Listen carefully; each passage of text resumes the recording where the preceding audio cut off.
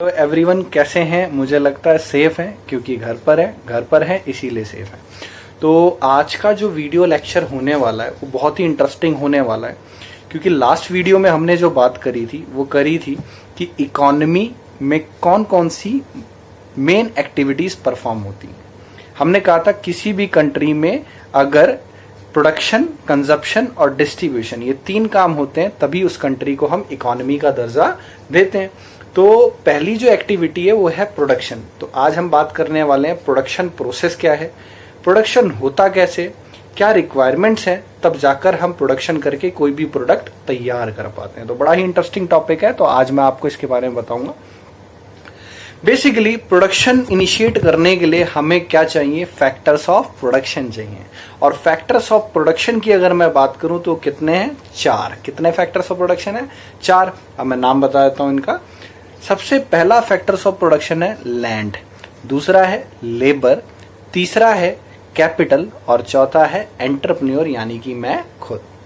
हिंदी में अगर हम बात करें, भूमि, श्रम, पूंजी और उद्यमी यानी कि मैं खुद।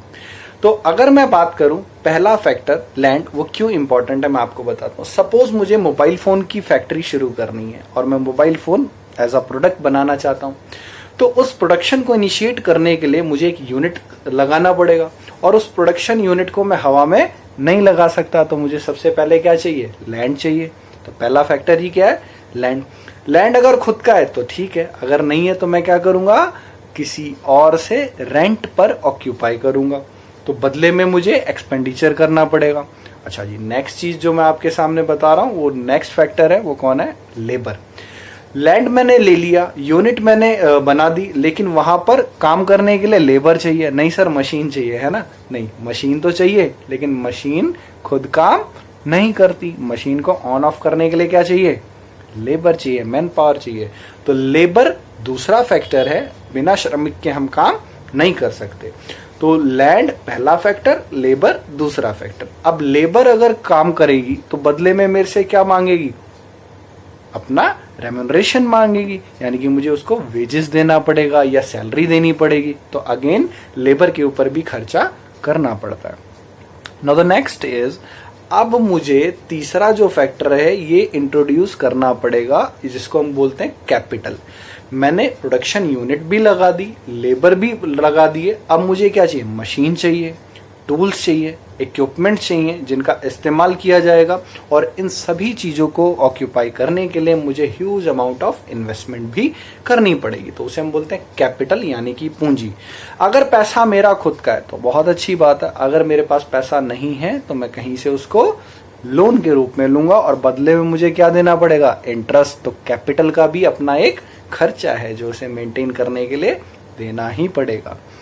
चौथा, सबसे लास्ट फैक्टर जो है एंटरप्रेन्योर, यानी कि मैंने एक यूनिट भी लगा दी, लेबर भी इकट्ठी कर दी और वहां पर मशीनरी भी इकट्ठी कर दी, कैपिटल भी लगा दी मैंने, लेकिन प्रोडक्शन अब भी नहीं होगा जब तक मैं खुद वहां इन्वॉल्व नहीं होऊंगा।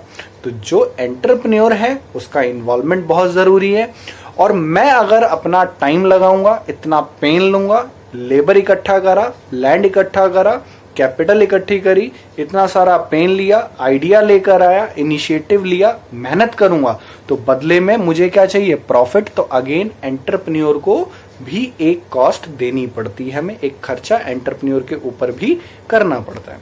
तो मैंने आपको क्या क्या बताया?